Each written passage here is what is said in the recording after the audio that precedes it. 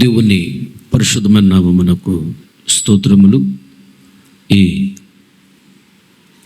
ఆదివారపు ఆరాధనకు కూడి వచ్చిన దేవుని బిడ్డలైన మీ అందరికీ ప్రభు పేరట నా హృదయపూర్వకమైన వందనాలు తెలియజేస్తాను. ఆమేన్, హల్లెలూయా. వాక్యాన్ని ధ్యానించుకొని ఇక నుండి ఆశీర్వాదకరముగా వెళదాము. చదవండి, లేవీ కాండము 23వ అధ్యాయము 33వ వచనం నుండి 43వ వచనం వరకు చదవగలిగిన వారు చదివి సహాయం చేయండి. మరియు యెహోవా మోషేకు ఇలాగు సెలవిచ్చెను, నీవు ఇశ్రాయేలీయులతో ఇట్లనము, ఈ 7వ నెల 15వ దినము మొదలుకొని 7 దినముల వరకు యెహోవాకు పర్ణశాలల పండుగను జరుపవలెను. వాటిలో మొదటి దినమున మీరు పరిశుద్ధ సంఘముగా కూడవలెను. అందులో మీరు జీవనోపాధి అయిన ఏ పనియూ చేయకూడదు. 7 దినములు మీరు యెహోవాకు హోమము చేయవలెను. 8వ దినమున మీరు పరిశుద్ధ సంఘముగా కూడి యెహోవాకు హోమార్పణము చేయవలెను. అది మీకు వ్రత దినముగా ఉండును. అందులో మీరు జీవనోపాధి అయిన ఏ పనియూ చేయకూడదు. యెహోవా నియమించిన విశ్రాంతి దినములు గాకయు, మీరు దానములిచ్చు దినములు గాకయు, మీ మొక్కుబడి దినములు గాకయు, మీరు యెహోవాకు స్వేచ్ఛ అర్పణలు ఇచ్చు దినములు గాకయు, యెహోవాకు హోమ ద్రవ్యమునేమి, దహన బలి ద్రవ్యమునేమి, నైవేద్యమునేమి, బలినేమి, పానీయ అర్పణమునేమి అర్పించుటకై పరిశుద్ధ సంఘపు దినములుగా మీరు చాటింపవలసిన యెహోవా నియామక కాలములు ఇవి. ఏ అర్పణ దినమున ఆ అర్పణమును తీసుకొని రావలెను. అయితే 7వ నెల 15వ దినమున మీరు భూమి పంటను కూర్చుకొనగా 7 దినములు యెహోవాకు పండుగ ఆచరింపవలెను. మొదటి దినము విశ్రాంతి దినము, ఆదివారము. 8వ దినము విశ్రాంతి దినము. మొదటి దినమున మీరు దబ్బ పండ్లను, ఈత మట్టలను, కొంజీ చెట్ల కొమ్మలను, కాలువల యొద్ద నుండి నిరవంజి చెట్లను పట్టుకొని 7 దినములు మీ దేవుడైన యెహోవా సన్నిధిని ఉత్సాహించుచుండవలెను. అట్లు మీరు ఏటేటా 7 దినములు యెహోవాకు పండుగగా ఆచరించవలెను. ఇది మీ తరతరములకు నిత్యమైన కట్టడ. 7వ నెలలో దానిని ఆచరింపవలెను. నేను ఐగుప్తు దేశములో నుండి ఇశ్రాయేలీయులను రప్పించినప్పుడు వారిని పర్ణశాలలో నివసింప చేసితినని మీ జనులు ఎరుగునట్లు 7 దినములు మీరు పర్ణశాలలో నివసించవలెను. చాలు. అలాగే నెహెమ్యా పుస్తకము 8వ అధ్యాయము 15వ వచనం.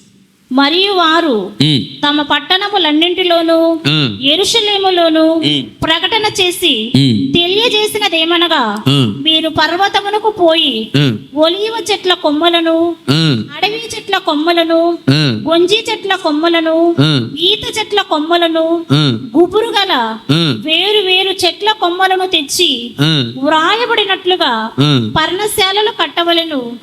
ఆ ప్రకారమే జనులు పోయి కొమ్మలను తెచ్చి జనులందరూ తమ తమ ఇండ్ల మీదను, తమ లోగిళ్లలోను, దేవ మందిరపు ఆవరణములోను, నీటి గుమ్మపు వీధిలోను, ఎఫ్రాయిము గుమ్మపు వీధిలోను పర్ణశాలలు కట్టుకునిరి. చాలు. దేవునికి స్తోత్రం, హల్లెలూయా. మంచిది, చాలా సంతోషం. జాగ్రత్తగా వినండి. ఈ వాక్య భాగాన్ని చదివినప్పుడు ఇంచుమించుగా మీకు అర్థమైందే నేను అనుకుంటున్నాను. మీకు అర్థమయ్యేటట్టుగా నేను చెప్తాను, జాగ్రత్తగా వినాలి. ఈ వాక్య భాగం యొక్క సారాంశం ఏంటంటే, ఇశ్రాయేలీయులు 420 సంవత్సరాలు ఐగుప్తు దేశంలో బానిసత్వం చేశారు. దేవుడు ఆ బానిసత్వం నుండి విడిపించి పాలుతీరులు ప్రవహించే కనాను దేశానికి ఇశ్రాయేలీయులను నడిపించాడు. కనాను దేశానికి వచ్చిన తరువాత దేవుడు ఒక విషయం చెప్పాడు. నేను ఐగుప్తు దేశములో మిమ్మలను కాపాడాను, ఎన్నో అద్భుతాలు ఆశ్చర్య కార్యాలను అక్కడ చేశాను, అక్కడి నుంచి మిమ్మలను విడిపించి ఎర్ర సముద్రాన్ని పాయలు చేస్తూ యోర్దాను నదిని ఏకరాశిగా నిలువబెట్టి పగలు మేఘస్తంభముగా రాత్రి అగ్నిస్తంభముగా, అలాగే 40 సంవత్సరములు కూడా ప్రయాణములో ప్రతిరోజు దేవదూతలు తినే మన్నాహారాన్ని ఇస్తూ అనేక అద్భుతాలు ఆశ్చర్యకార్యాలు చేస్తూ ప్రతి అవసరత తీరుస్తూ నేను మిమ్మల్ని నడిపించాను కదా. ఆ విషయాలను మీరు మర్చిపోకూడదు, గుర్తుపెట్టుకొని కృతజ్ఞత కలిగి నన్ను స్తుతించాలి, నన్ను గణపరచాలి, నన్ను ఆరాధించాలి. మీకు గుర్తుంటుంది, రాబో దినాల్లో తరతరాలు మీ పిల్లలకు అది తెలియదు, వాళ్ళు కూడా తెలుసుకున్నట్లుగా, వాళ్ళు కూడా కృతజ్ఞత కలిగి నన్ను ఆరాధించున్నట్లుగా, నన్ను స్తుతించున్నట్లుగా, నన్ను ఘనపరచున్నట్లుగా తరతరములు మీరు ఎల్లప్పుడూ కూడా ఆకాశం ఉన్నంతవరకు, భూమి మీద ఉన్నంతవరకు ఎల్లప్పుడూ మీరు ఏటేటా ప్రతి సంవత్సరము 7వ నెలలో 15వ తేదీ నుండి వరుసగా 7 రోజులు పర్ణశాల పండుగలు మీరు చేయాలి. 7 రోజులు మీరు ఏ పనికి వెళ్ళకూడదు, నన్నే స్తుతించాలి, నన్నే గణపరచాలి అని చెప్పాడు. ఈ పర్ణశాల పండుగలు చేసేటప్పుడు మీ గృహాలలో మీరు ఉండకూడదు, మీరందరూ ఊరు బయటికి రావాలి, అడవికి వెళ్ళి కొన్ని చెట్ల యొక్క కొమ్మలు తీసుకొచ్చి మీరు పందిరులా వేసుకోవాలి. ఆ పందిరులో ఈ వారం రోజులు నివసించాలి. మొదటి రోజు మీరందరూ సమాజంగా కూడుకోవాలి. 8వ రోజు సమాజ మందిరంగా మీరందరూ సమాజంగా కూడుకోవాలి. ఇది మీకు పరిశుద్ధమైనటువంటి దినము. మిగిలినటువంటి రోజులు మీరు ఆ పర్ణశాలలోనే, ఆ పందిరులోనే ఉండి బాగా ప్రార్థనలు చేస్తూ ఉండాలి, ఉపవాసాలు ఉంటూ అని దేవుడు చెప్పాడు. ఈ పర్ణశాలలు, ఈ పందిర్లు ఎలా వేయాలి అంటే, ఒకటి ఖర్జూరపు మట్టలు తీసుకురావాలి, ఈత మట్టలు తీసుకురావాలి, గొంజి చెట్లు కొమ్మలు తీసుకురావాలి, నిరవంజి చెట్లు కొమ్మలు తీసుకురావాలి, ఇంకా ఆ రకాల కొమ్మలను తీసుకుని వచ్చి పందిర్లు కప్పాలి. ఆ పందిర్లో వారం రోజులు మీరు నివసించాలి. ఇది పర్ణశాల పండుగ అని దేవుడు చెప్పాడు.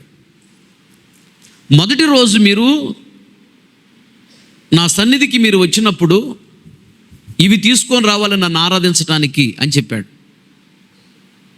ఏమి తీసుకురావాలి అంటే అక్కడ చెప్పాడు ఏంటంటే, లేవికాండము 23వ అధ్యాయము 40వ వచనంలో, అదుగో మొదటి దినము నా సన్నిధిలోకి మీరు వచ్చి అందరూ ఆరాధించాలి. ఎలా ఆరాధించాలి అంటే, ద ఫస్ట్ వన్ ఈజ్ దబ్బ పండ్లను,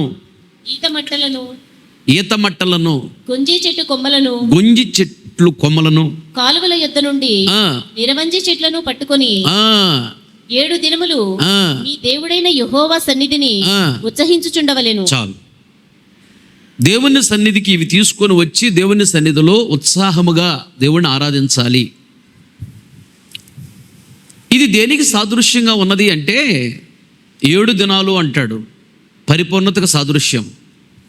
కృతజ్ఞత కలిగి 7 దినాలు మీరు ఆరాధించాలి అంటాడు. ఈ పర్ణశాల పండుగ దేనికి సాదృశ్యంగా ఉన్నదంటే, భూమి మీద జరిగే 1000 ఏళ్ల పరిపాలనకు సాదృశ్యంగా ఉన్నది. భూమి మీద 1000 ఏళ్ళ పరిపాలన జరుగుతుంది. సడన్గా ఇప్పుడు యేసయ్య వచ్చాడు అనుకో, ప్రపంచంలో అన్ని సంఘాలలో పరిశుద్ధంగా ఉండే వాళ్ళందరూ ఈ మట్టి శరీరము, మహిమా శరీరాన్ని ధరించుకొని ఎత్తబడి మధ్యాకాశంలో ఆయన ముందు నిలబడతాం. ఎత్తబడిన వారిని క్రీస్తు శరీరం అనే సంఘము, సార్వత్రిక సంఘము అంటారు. ఇక్కడ రకరకాల సంఘాలు ఉన్నా, రేపు అందరూ కలిసి ఒకటే సంఘం. అదే క్రీస్తు శరీరం అనే సంఘం, ఎత్తబడే సంఘం, సార్వత్రిక సంఘం అంటారు. ప్రపంచంలో అన్ని సంఘాలలో పరిశుద్ధంగా ఉన్న వాళ్ళందరూ ఎత్తబడతారు.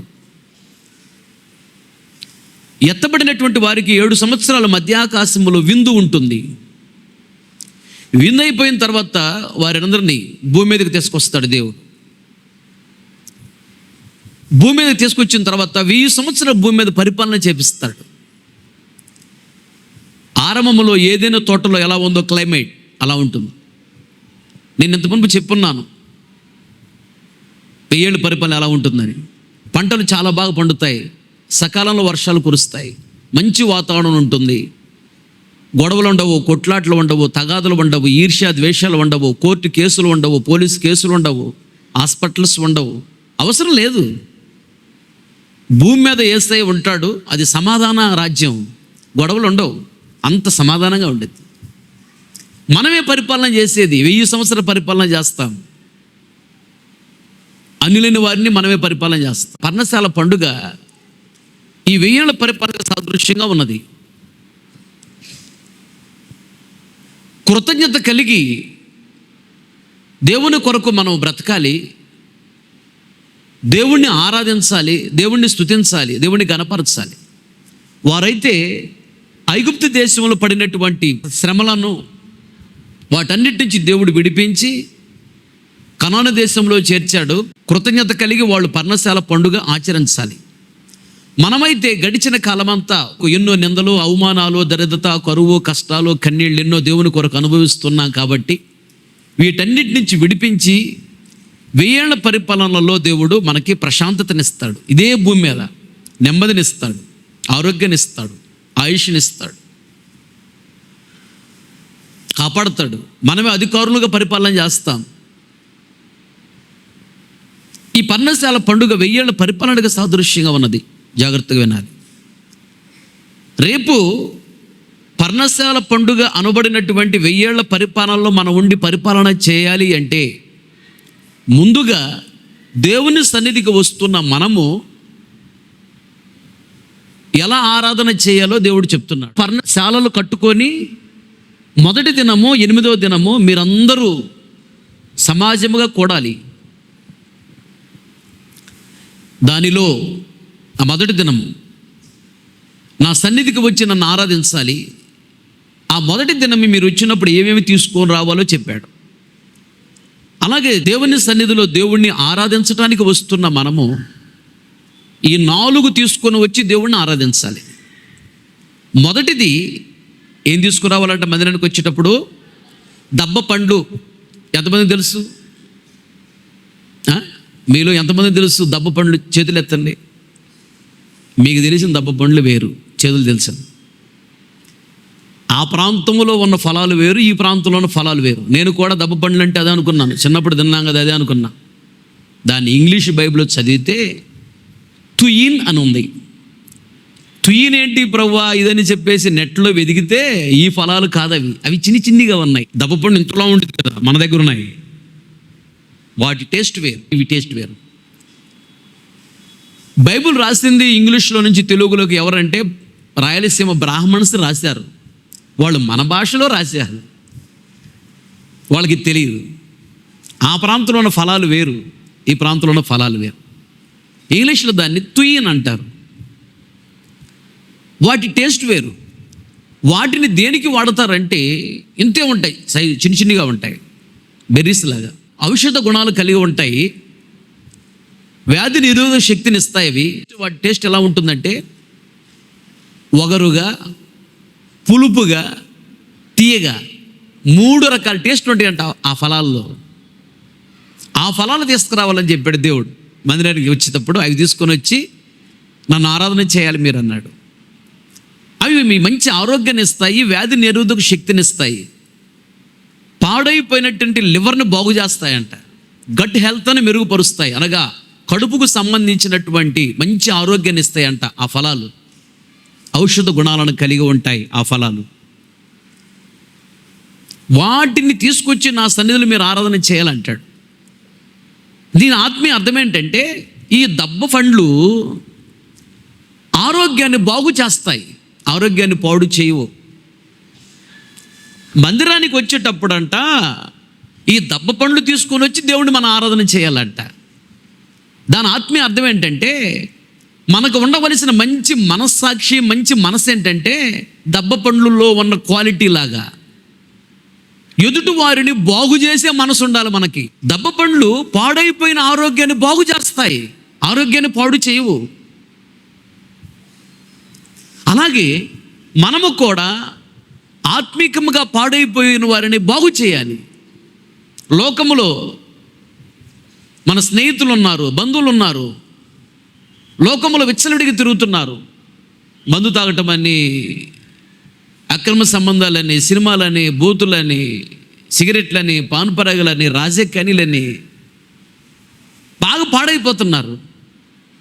వారిని మనం బాగు చేయాలి. అది దెబ్బ పండు తీసుకొని రావాలి మందిరానికి అంటే ఈ మనసు ఉండాలి మనకి. పాడైపోయినటువంటి ఆరోగ్యాన్ని బాగు చేస్తాయి దెబ్బ పండ్లు. పాడైపోయిన జీవితాలను బాగు చేయాలి మనము.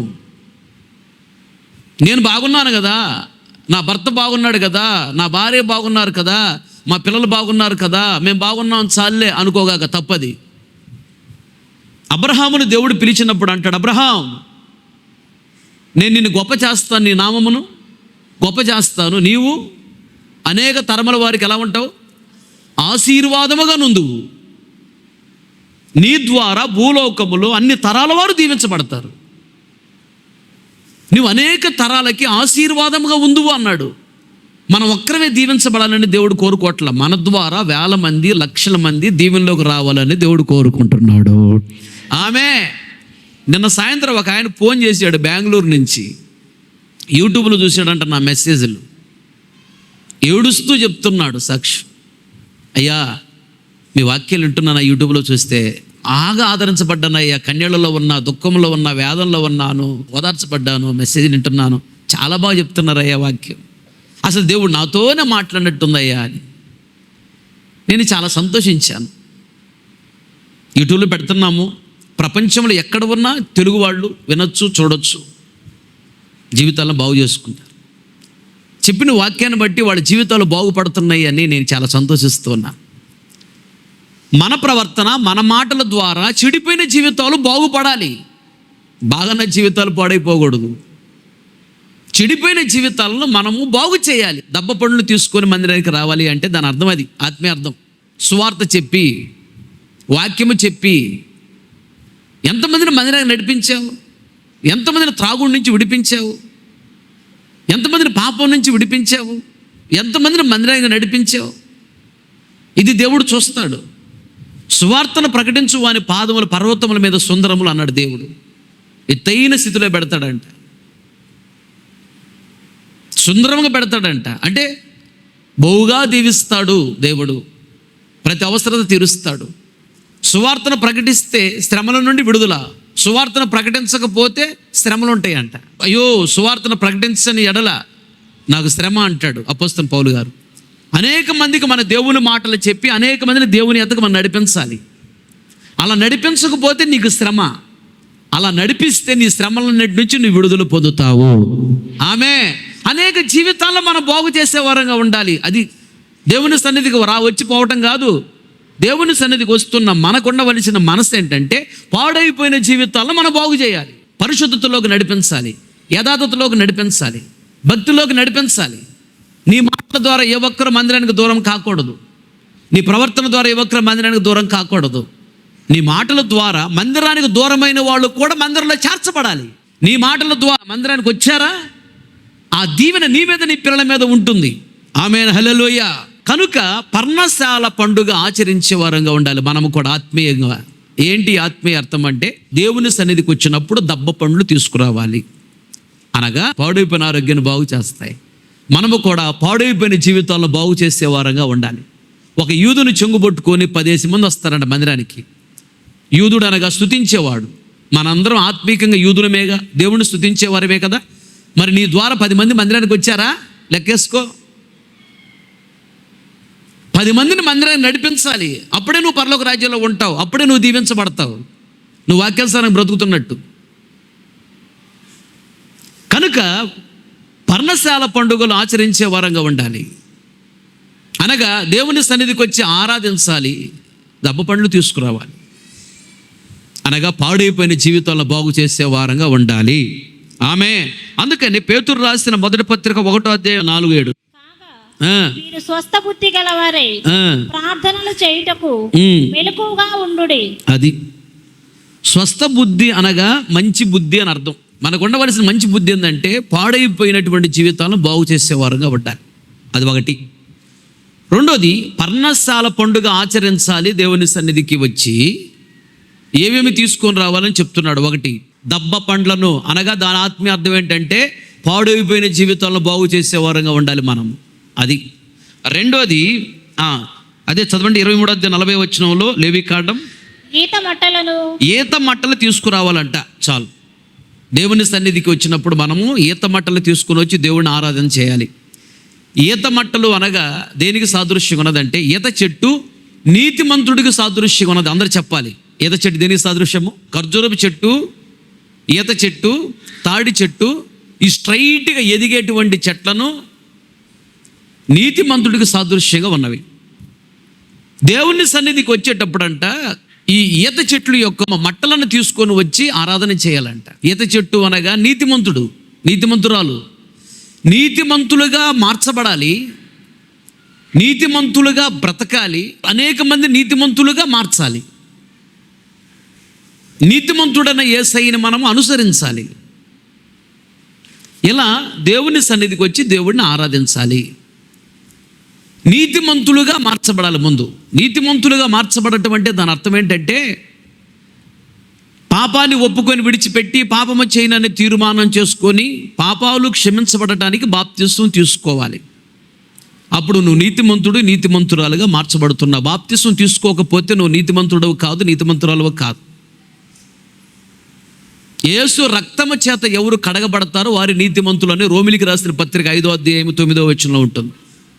యేసు రక్తము చేత కడగబడటం అంటే బాప్తిస్మం తీసుకున్న వాళ్ళే నీతిమంతులు. నువ్వు బాప్తిస్మం తీసుకోకపోతే నీతిమంతుడవు, నీతిమంతురాలు కాదు. మందిరానికి వచ్చి పోవటం కాదు. మందిరానికి వచ్చిన నువ్వు బాప్తిస్మం తీసుకోవాలి. బాప్తిస్మం తీసుకోవటం వల్ల నష్టమేమి రాదు, లాభమే. ఏంటి లాభం అంటే చిన్నప్పటి నుంచి నువ్వు చేసిన పాపాలన్నీ దేవుడు డిలీట్ చేస్తాడు, తీసేస్తాడు. పాపమే కదా దేవుని దీవెన పొందకుండా అడ్డుపడుతుంది. పాపమే కదా దేవుని కృప నీ మీదకి రాకుండా అడ్డుపడుతుంది. పాపమే కదా పరలోక రాజ్యానికి వెళ్లకుండా అడ్డుపడేది. నీలో ఉన్న పాపాలన్నిటి నుంచి విడిపిస్తాడు ఆయన. ఎప్పుడంటే పాపాన్ని ఒప్పుకొని విడిచిపెట్టి పాపము చేయనని తీర్మానం చేసుకొని పాపాలు క్షమించబడటానికి నువ్వు బాప్తిస్మం తీసుకున్నప్పుడు నువ్వు నీతిమంతుడవు, నీతిమంతురాలవి అని అర్థం. నీతి నీలో ప్రారంభమైంది. ప్రతి ఆదివారం మందిరానికి వచ్చి వాక్యం విని వాక్యానుసారంగా నువ్వు నడుస్తూ ఉన్నప్పుడు నువ్వు నీతిలో ఎదుగుతున్నావు అని అర్థం. అభిషేకం పొందుకుని ఆత్మలో నువ్వు ఆనందిస్తున్నప్పుడు నీతిలో అధికముగా అభివృద్ధి చెందావని అర్థం. అయితే నీతిమంతుడైన యేసయ్యను అనుసరించి ప్రతి చిన్న విషయంలో కూడా నడుస్తూ ఉన్నప్పుడు నీతిలో పరిపూర్ణతకు నువ్వు ఎదిగావని అర్థం. ఇలాంటి వారిని దేవుడు పరలోక రాజ్యానికి పిలుస్తాడు, తీసుకెళ్తాడు. ఆమేన్, హల్లెలూయా. కనుక మందిరానికి వస్తున్న మనము నేను నీతిమంతుడైన యేసయ్య వలె ఎదిగానా లేదా అని చూసుకోవాలి. ఏదో వచ్చిపోవటం కాదు, కానీ దినదినము అభివృద్ధి చెందాలి, నీతిలో ఎదగాలి. మందిరానికి వచ్చినప్పుడు అంట ఈత చెట్టు యొక్క ఈత మట్టలు తీసుకొని రావాలంట, వచ్చి ఆరాధన చేయాలంట. ఈత మట్టల్లో మనం గమనించవలసింది ఏంటంటే, ఎందుకు చెప్పాడు ఈత మట్టలు? నీతిమంతులు సాదృశ్యమే. ఈత మట్టలకి ఆకులు ఉంటాయి కదా సన్నగా, ఆకులకి చివర ముళ్ళు ఉంటుంది ఉండదా? ఆ ముళ్ళు గుచ్చుకుందండి, అమ్ము చాలా నొప్పి. చిన్నప్పుడు నాకు గుచ్చుకుంది. పల్లెటూరు కదా, మన అన్ని ప్రయోగాలు చేస్తుంటా. చిన్నప్పుడు అన్ని రకాల చెట్లు ఎక్కేవాడిని, ఈతములు గుచ్చుకుంది. అయితే ఇక్కడ ఈత చెట్టు యొక్క ఆ మట్టలను తీసుకొచ్చి ఆరాధన చేయాలంటున్నాడు. దాని ఆత్మీయ అర్థం ఏంటంటే నీతిమంతులుగా మార్చబడి నువ్వు దేవుడిని ఆరాధన చేయాలి, ఒకటి. రెండోది, ఈత మట్టలకు ఈత ఆకులు ఉంటాయి, ఆకులకు ముళ్ళు ఉంటాయి, ముళ్ళు గుచ్చుతాయి. వాస్తవముగా అవ్వ ఆదాములు తప్పు చేసినప్పుడు దేవుడు ముళ్ళ తుప్పలను భూమి మీద క్రొత్తగా బ్రతికించాడు. అప్పటి వరకు లేవు. ఆ ముళ్ళ తుప్పలు దేనికి సాదృశ్యంగా ఉన్నవంటే శ్రమలకు సాదృశ్యంగా ఉన్నవి. అవి శ్రమలకు సాదృశ్యంగా ఉన్నవి. ఏదైనా తోటలో ఆ ప్రాంతంలో పెట్టిన ముళ్ళు. ఇక్కడ ఇవి నీతిమంతులలో కూడా ముళ్ళు ఉండాలంట, గుచ్చే ముళ్ళు ఉండాలి. గుచ్చే ముళ్ళు అంటే అర్థం ఏంటంటే ఆదివారం మందిరానికి రాకుండా తిరుగుతున్నారు అనుకో, ఏంటి మందిరానికి రావాలి నేను ఆదివారం, పరలోక రాజ్యం రావాలని లేదా? కృప బాగొట్టుకుంటున్నావు నువ్వు జాగ్రత్త, దీవెనలు బాగొట్టుకుంటున్నావు నువ్వు జాగ్రత్త. మందిరానికి దూరం అయితే దేవునికి దూరం అవుతావు, సేవకులకు దూరం అయితే దేవునికి దూరం అవుతావు, సాతానికి దగ్గర అవుతావు, కృప పోద్ది, దీవెనలు పోతాయి, జాగ్రత్త అని గుచ్చేవారంగా ఉండాలి మనం. ఇది గుచ్చటం అంటే. ఈత చెట్టు ఆకులకు ముళ్ళుంటాయి, గుచ్చుతాయి.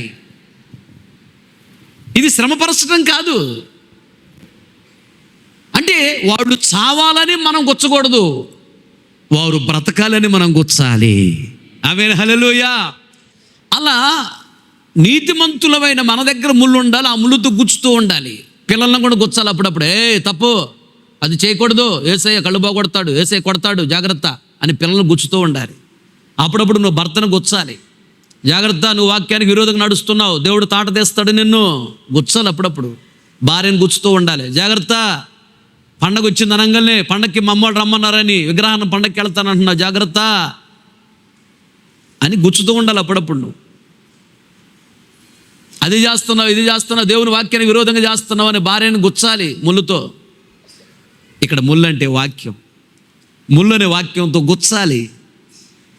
భర్తని గుచ్చాలి అవసరాన్ని బట్టి, పిల్లల్ని కూడా ముళ్ళుతో గుచ్చుతూ ఉండాలి, గుర్తు చేస్తూ ఉండాలి. అప్పుడప్పుడు జాగ్రత్త, నీ ఇష్టం ఏమనుకుంటున్నావు అని వాక్యాన్ని గుర్తు చేస్తూ ఉండాలి. పాపం చేయాలంటే భయం కలుగుతుంది.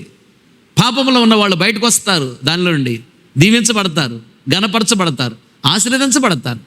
అందుకని 141వ కీర్తన 5వ చరణములో ఒక మాట అంటాడు, నీతిమంతులు నన్ను కొట్టుట నాకు ఉపకారం, వారు నన్ను గద్దించుట, నీతిమంతులు నన్ను గద్దించుట నాకు తైలాభిషేకము, నేను అట్టి అభిషేకమును త్రోసివేయకుందునుగాక. చాలు.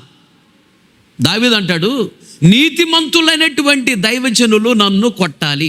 నీతిమంతుడైన దైవజనుడు కొడతాడా? నీతిమంతుడైన విశ్వాసి కొడతాడా? కొట్టాలి. పిల్లల్ని కొట్టకుండా నువ్వు పెంచకూడదు. బైబిల్లో దేవుడే చెప్తున్నాడు, పిల్లల్ని కొట్టకుండా నువ్వు పెంచావా వాళ్ళు నీకు శత్రువులు అవుతారు పెద్ద అయిన తర్వాత. పిల్లల్ని కొట్టేటప్పుడు కొట్టాలి, పెట్టేటప్పుడు పెట్టాలి, గద్దించాలి, తప్పు చేసినప్పుడు జాగ్రత్తగా పెంచాలి. అలా ఎదుటి వ్యక్తి తప్పు చేసినప్పుడు వారిని గద్దించాలి, వారికి బుద్ధి చెప్పాలి, వాళ్ళని సరిచేయాలి. అదే ఈత ఆకుకున్న ముళ్ళు అంటే. ఇక్కడ ముళ్ళు అనగా హెచ్చరించాలి. అందరినీ మనం హెచ్చరించే వారుగా ఉండాలి, హెచ్చరించి పాపం నుంచి విడిపించేవారుగా ఉండాలి, పరిశుద్ధతలకు నడిపించే వారుగా ఉండాలి, దేవుని ఆశీర్వాదములకు యోగ్యముగా మార్చేవారుగా ఉండాలి. అందుకని దావీదు అంటాడు, నీతిమంతుడు నన్ను కొట్టుట నాకు ఉపకారం, నీతిమంతులు నన్ను గద్దించుట నాకు తైలాభిషేకం అంటాడు. నీతిమంతులు కొడతారు, నీతిమంతులు తిడతారు. వాడట్టపోతే నాకెందుకులే, వదిలేయకూడదు. నువ్వు నీతిమంతురాలవి.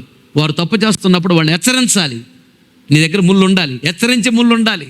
అందుకని రోమిలికి రాసిన పత్రిక అక్కడ అంటాడు, మీరు కీర్తనలతోనూ ఆత్మ సంబంధమైన పాటలతోనూ ఒకరిని ఒకరు ఏం చేయాలంట? హెచ్చరించుకోవాలంట. అదేనా? ఇదే నీతిమంతులైన మనకు ఉండాల్సిన ముళ్ళు. హెచ్చరించాలి. తప్పిపోతున్నప్పుడు భర్తను హెచ్చరించాలి, తప్పిపోతున్నప్పుడు భార్యను హెచ్చరించాలి, తప్పిపోతున్నప్పుడు వాక్యాన్ని గుర్తు చేస్తూ పిల్లల్ని హెచ్చరించాలి, తప్పిపోతున్నప్పుడు నీ సహోదరుల్ని వాక్యాన్ని చూపించి హెచ్చరించాలి. అది ఈత మట్టలు తీసుకొని వచ్చి దేవుడిని ఆరాధించాలంటే ఈ క్వాలిటీ మన దగ్గర ఉండాలి. హెచ్చరించేటువంటి మంచి క్వాలిటీ మన దగ్గర ఉండాలి. ఎదుటి వ్యక్తిని హెచ్చరిస్తున్నప్పుడు ఉండవలసింది ఏంటంటే, మనసులో వాళ్ళు పాడైపోవాలని కాదు, కానీ వారు బాగుపడాలని మనం హెచ్చరించాలి, బాగుపడాలనే కొట్టాలి, బాగుపడాలనే తిట్టాలి. తల్లిదండ్రులు పిల్లల్ని కొడతారు, తల్లిదండ్రులు పిల్లల్ని తిడతారు, వాళ్ళు నాశనమైపోవాలనే కాదు. పిల్లలు చెడుని విడిచిపెట్టి పిల్లలు బాగుపడాలనే పిల్లల్ని కొడతారు, పిల్లలు బాగుపడాలనే పిల్లల్ని తిడతారు. నీతిమంతులు అనబడిన మనము కూడా మన దగ్గర ముళ్ళు ఉండాలి, హెచ్చరిక ఉండాలి. పాడైపోతున్న వారిని హెచ్చరించాలి, గద్దించాలి, బుద్ధి చెప్పాలి, సరిచేయాలి, వారిని తీసుకొచ్చి స్థిరపరచాలి, సంఘములో దేవుని రాజ్యాన్ని సిద్ధపరచాలి. మూడోదిగా చదువు ముగించుకుందాం.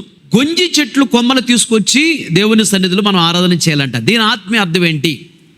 ఈ గొంజి చెట్లు అనేవి కూడా మన ప్రాంతంలో ఉండవు, ఆ ప్రాంతంలో ఉన్నాయి చెట్లు. ఇవి ఎలా ఉంటాయి అంటే నిత్యము ఎల్లప్పుడూ పచ్చగా ఉంటాయి అంట. వీటికి చిన్ని చిన్ని పూలు, తెల్లని పువ్వులు పోస్తాయి.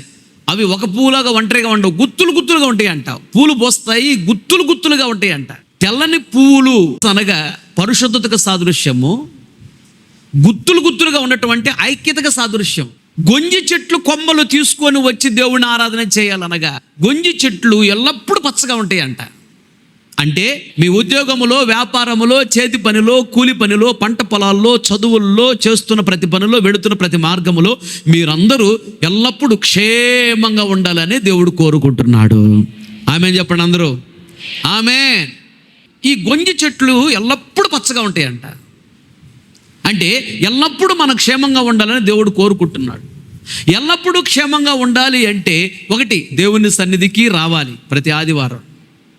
ఇంకొకటి, తెల్లని ఫ్లవర్స్, తెల్లని పూలులాగా పరిశుద్ధమైన జీవితము కలిగి ఉండాలి. పాపాన్ని విడిచిపెట్టి పరిశుద్ధంగా బ్రతకాలి. గుత్తులు గుత్తులుగా ఉంటాయంట పూలు, అనగా అందరితో ఐక్యత కలిగి ఉండాలి. ఏదో వచ్చిపోవటం కాదు, సేవకులతో ఐక్యత కలిగి ఉండాలి, విశ్వాసులతో ఐక్యత కలిగి ఉండాలి, దేవునితో నువ్వు ఐక్యత కలిగి ఉండాలి, పరిశుద్ధంగా బ్రతకాలి, అందరితో ఐక్యత కలిగి ఉండాలి.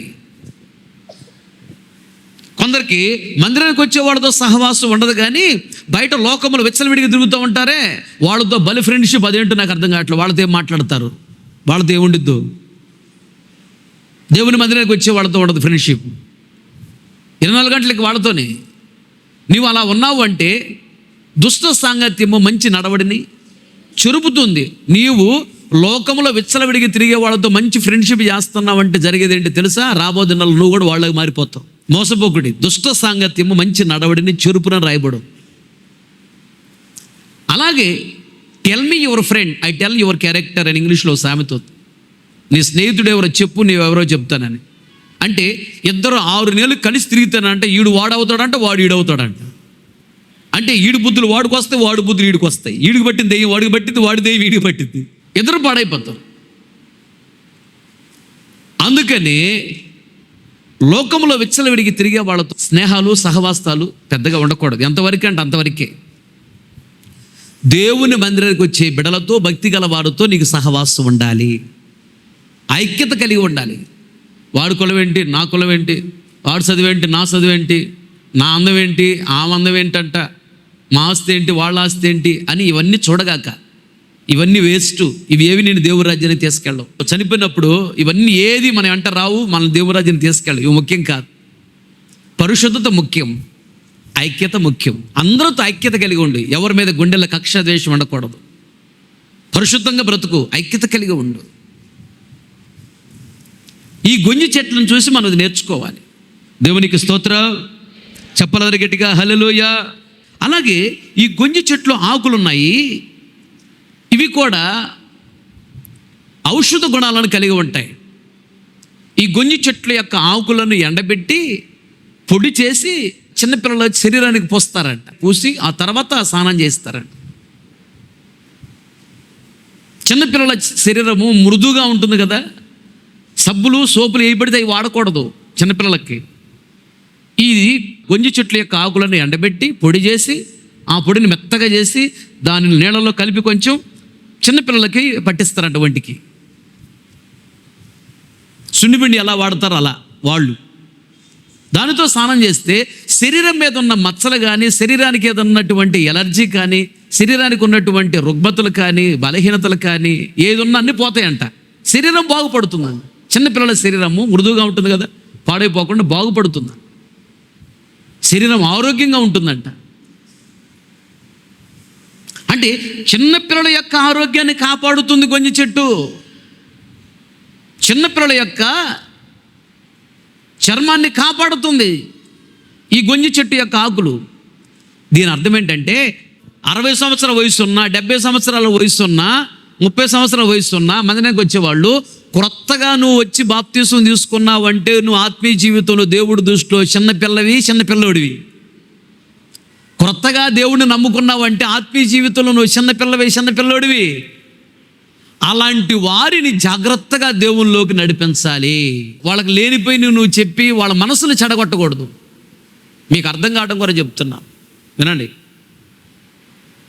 ఒక ఆవిడ మన మందిరానికి వస్తూ ఉండేది, గవర్నమెంట్ నర్సు. వాళ్ళ భర్త చర్చికి రాడు, ఆమెను మాత్రం తీసుకొచ్చి బైక్ మీద తీసుకొచ్చి విడిచిపెట్టి వెళ్తాడు. ఆమెను విడిచిపెట్టి వెళ్ళేటప్పుడు మన విశ్వాసులు ఎవరో ఒక 4 ఆ యాప చెట్టు కింద ఉన్నారంట. ఎవరాలు చేసుకుంటున్నారంట, జోకులు వేసుకుంటూ నవ్వుకుంటా ఉన్నారంటే ఇక్కడ వాక్యం చదువుతున్న వాక్యం వినకుండా.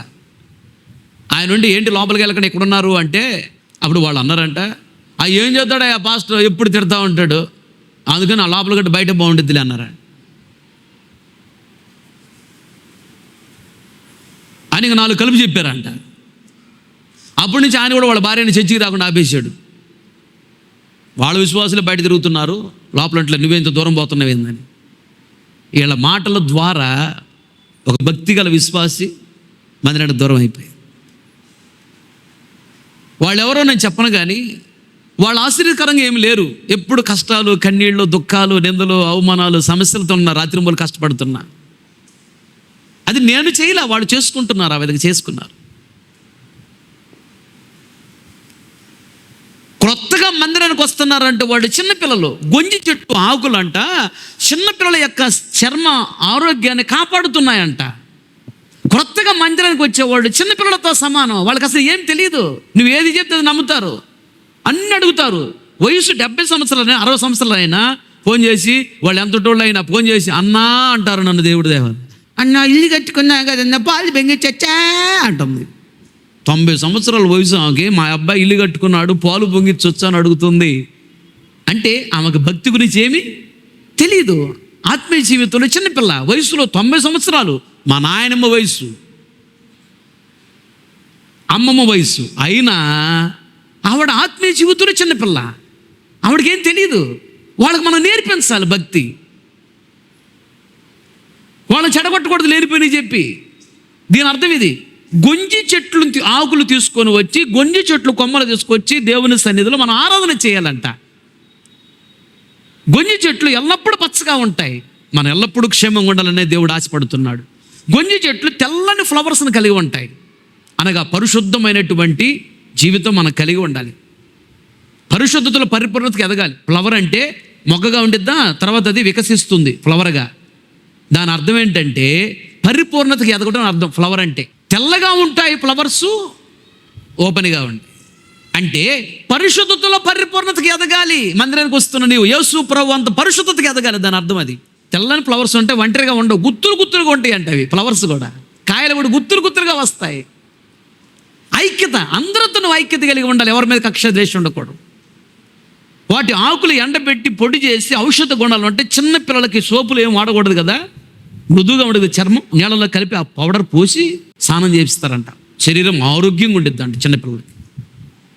చిన్నపిల్లల యొక్క ఆరోగ్యాన్ని కాపాడుతున్న గొంజి చెట్లు. క్రొత్తగా మందిరానికి వచ్చే వాళ్ళ జీవితాలను మనం బాగు చేసే వారంగా ఉండాలి. క్రొత్తగా మందిరానికి వచ్చే వాళ్ళకి భక్తి నేర్పించే వారుగా ఉండాలి. క్రొత్తగా మందిరానికి వచ్చిన వాళ్ళని సంఘంలో స్థిరపరిచేటట్లుగా ఉండాలి. అందుకని పేతురుతో అంటాడు దేవుడు, ఏమంటాడు? పేతురు, సీమోను, నువ్వు నన్ను ప్రేమిస్తున్నావా అంటాడు. అయ్యా నేను నిన్ను ప్రేమిస్తున్నా, నీకే తెలుసు అయ్యా అంటాడు. అప్పుడేమన్నాడు? నా గొర్రెలను కాయు అంటాడు. గొర్రె పిల్లలను మేపు. గొర్రె పిల్లలను మేపటం అంటే అదే, కొత్తగా వచ్చిన వాళ్ళని దేవుళ్ళు మనం స్థిరపరిచేటట్లుగా ఉండాలి. వాళ్ళని వాక్యాలు చెప్పి బలపరిచి స్థిరపరిస్తే ఆ దీవెన నీ మీద, నీ పిల్లల మీద ఉంటుంది. ఆమె చెప్పలు గట్టిగా హల్లెలూయా. కనుక ఈ గొంజి చెట్లు యొక్క ఆకులను తీసుకొని వచ్చంట, దిండు ఓపెన్ చేసి ఆకులు దిండులో పెడతారంట.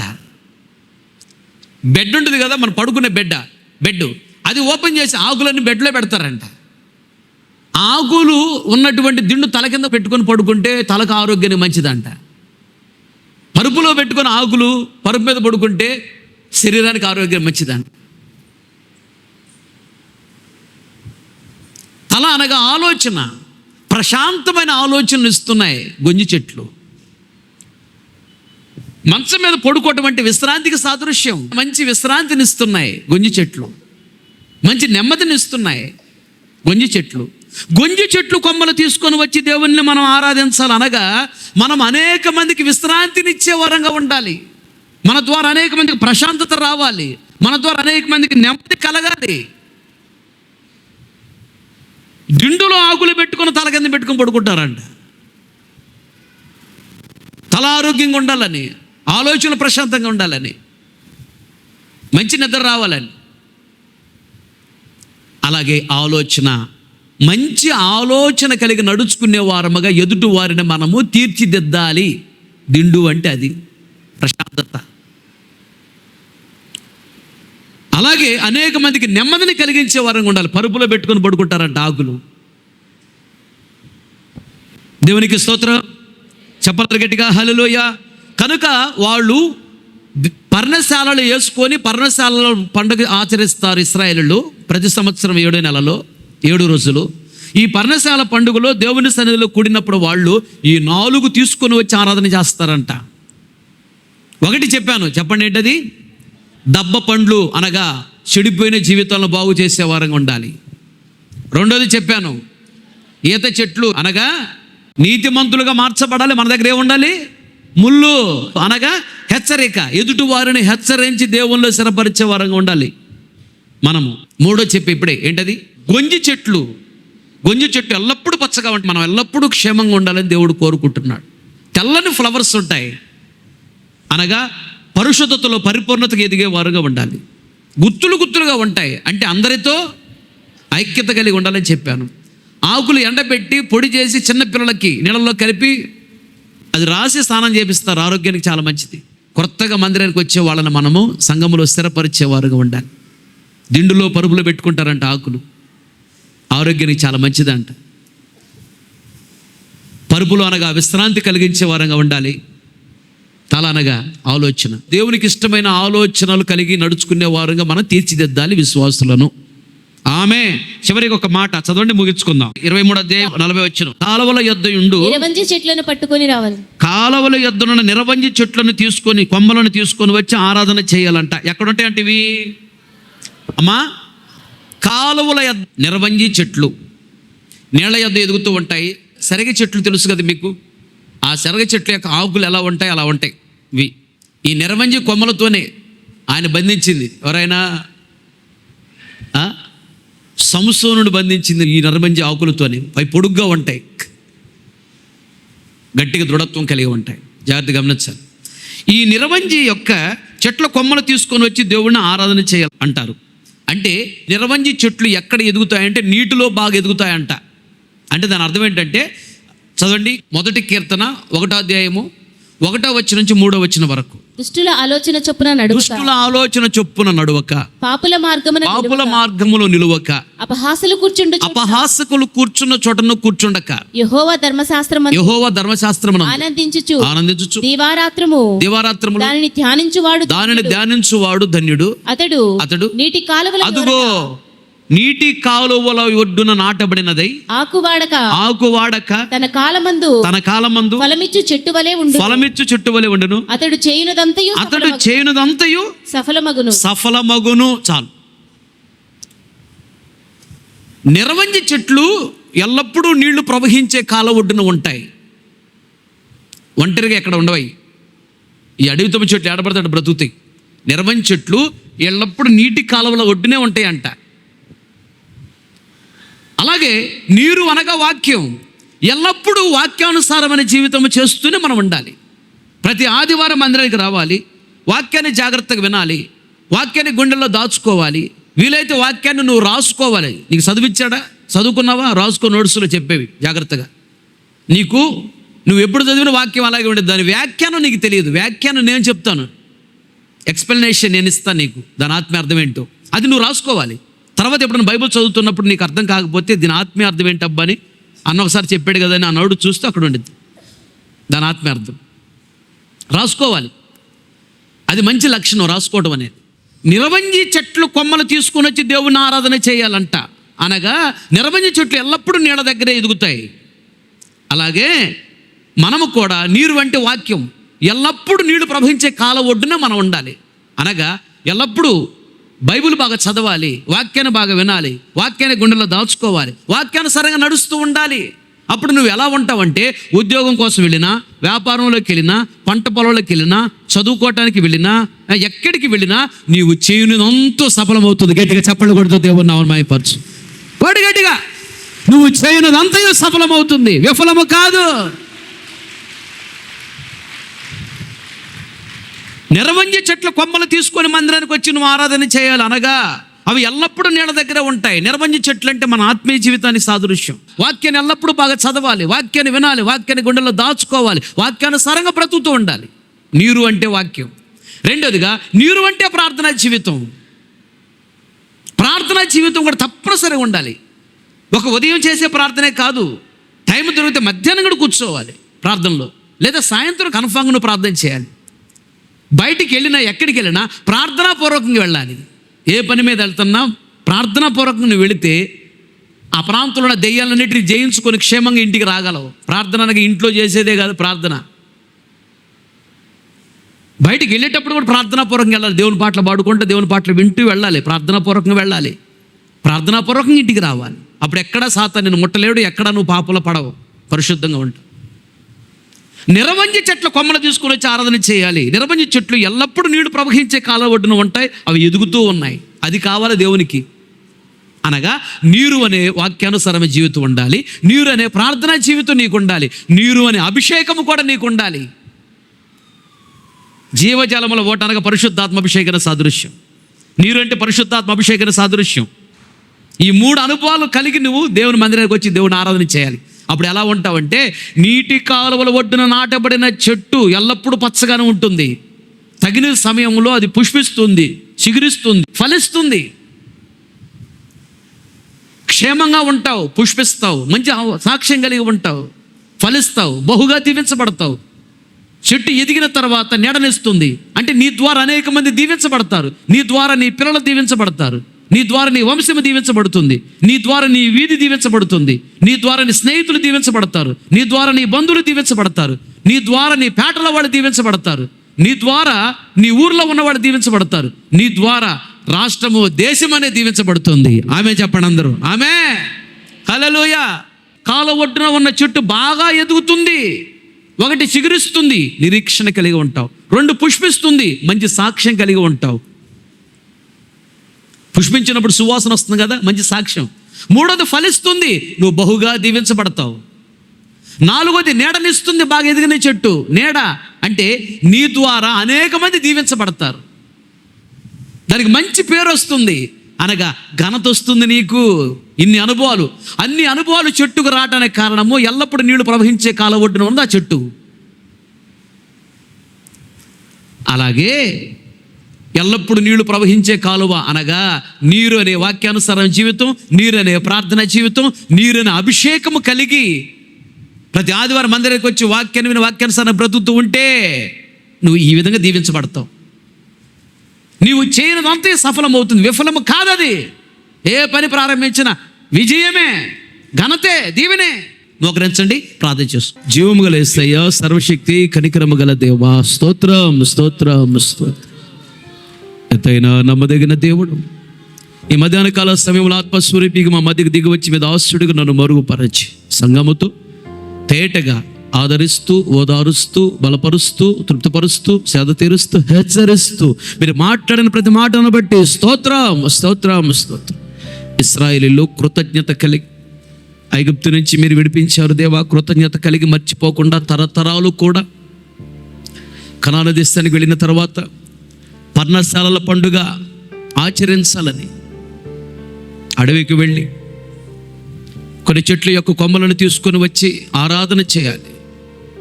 మొదటి దినము, చివరి దినము దేవా సమాజముగా అందరూ మీ సన్నిధిలో కూడుకోవాలని. మొదటి దినం మీ సన్నిధిలో కూడుకున్నప్పుడు 4 తీసుకొని వచ్చి మిమ్మల్ని ఆరాధన చేయాలి, అది పర్ణశాల పండుగ అని మీరు అన్నారు. కృతజ్ఞత కలిగి మొదటిది దబ్బ పండ్లు తీసుకుని రావాలని. దబ్బ పండ్లు ఔషధ గుణాన్ని కలిగి ఉంటాయి, పాడైపోయిన ఆరోగ్యాన్ని బాగు చేస్తాయి.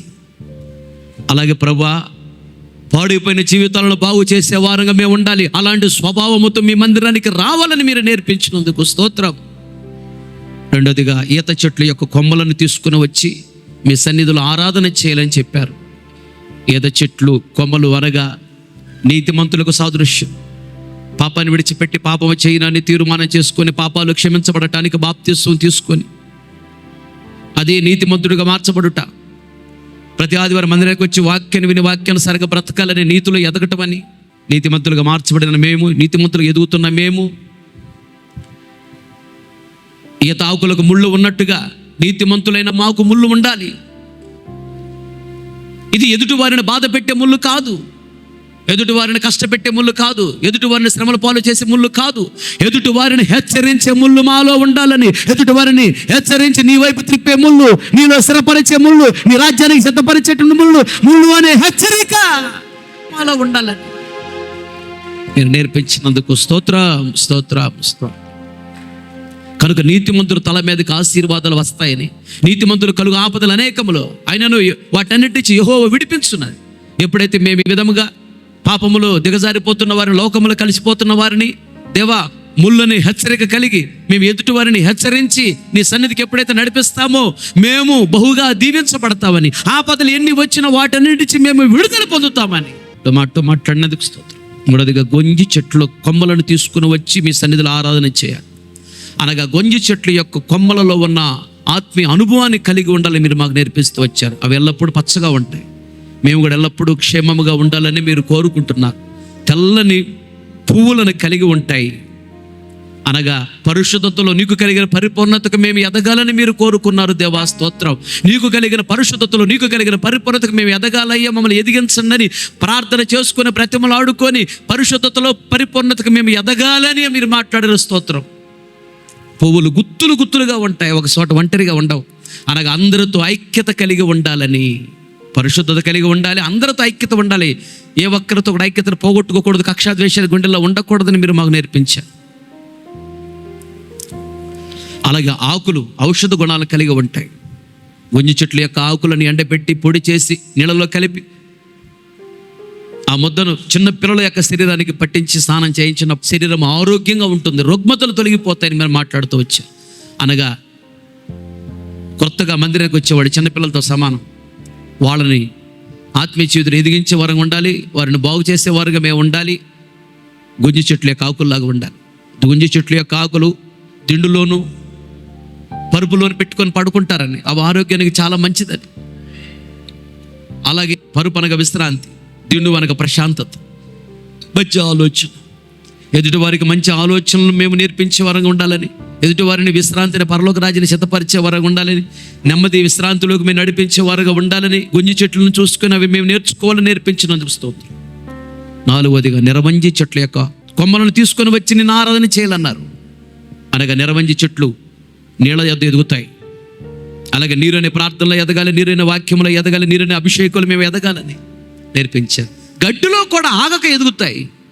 అనగా గడ్డి అనే భక్తిహీనత ఎదురైనా, భక్తిహీనుడు ఎదురైనా లెక్క చేయకుండా భక్తిహీనతను త్రొక్కివేసి భక్తిహీనులను ప్రక్కన పెట్టి ఆత్మీయ జీవితంలో ఎదగాలి, ఆత్మీయ జీవితం నీకు కలిగే పరిపూర్ణతకు మేము ఎదగాలని, నిరవంజి చెట్ల వల్ల నీళ్ల యొక్క గడ్డిలో కూడా ఎదగాలని, నీరనే వాక్యం, నీరనే ప్రార్థన, నీరనే అభిషేకములో ఎదుగుతూ ఉన్నటువంటి వారు ఎల్లప్పుడూ నీళ్లు ప్రవహించే కాల ఒడ్డున ఉన్న చెట్టు ఎలా చిగురిస్తుందో, పుష్పిస్తుందో, ఫలిస్తుందో, నీడనిస్తుందో, అలాగే మేము కూడా చిగురిస్తాము, నిరీక్షణ కలిగి ఉంటాము, పుష్పిస్తాము అనగా మంచి సాక్ష్యం కలిగి ఉంటాము, ఫలిస్తాము అనగా దీవించబడతాము, నీడనిస్తాం, మా ద్వారా అనేక మంది దీవించబడతారని, చేయనిదంతయు సఫలమవుతుంది, విఫలము కాదని. అయితే ఎల్లప్పుడూ నీళ్ల యొద్ద ఉండాలని మీరు మాకు నేర్పించినందుకు స్తోత్రం స్తోత్రం స్తోత్రం. వెతవడి వాక్యం రాకూడదు విన్న ప్రతి గుండెల వాక్యాన్ని స్థిరపరచండి, వాక్యానుసారం జీవితం అనుగ్రహించండి, పశ్చాత్తాప కనిటాత్మను కుమ్మరించండి, మనునెత్తర వెలిగించండి, భయభక్తి చేత నింపండి, కృతజ్ఞత చేత నింపండి. బయలుదేరి వెళుతున్నారు మీ సన్నిధిని సముఖాన్ని తోడుగా ఉంచి సకాలంలో క్షేమ గమ్యము చేరటానికి కృప చూపించి నీ నామానికి మహిమ తెచ్చుకోమని యేసు నామములు అడిగి పొంది ఉన్నాము తండ్రి, ఆమేన్. మన తండ్రి అయిన దేవుని ప్రేమ, కుమారుడైన యేసుక్రీస్తు వారి కృప, పరిశుద్ధాత్మని అన్యోన్య సహవాసము, సన్నిధి, సముఖం చేరిన మనకు ప్రపంచంలోని సకల కోటి పరిశుద్ధులందరికీ, మరి ముఖ్యంగా వాక్యాన్ని మీరు తీర్మానం చేసుకున్న ప్రతి ఒక్కరు దృష్టి ఉంచి ఆశీర్వదించి అంతవరకు దేవుడు నడిపించునుగాక. ఆమేన్. హల్లెలూయా హల్లెలూయా ఆమేన్. ఇంతటితో ఆదివారం ఆరాధన ముగించబడింది. ఓపికతో వాక్యమని మీ అందరికీ ప్రభు పేరట నా హృదయపూర్వకమైన వందనాలు తెలియజేస్తున్నాను.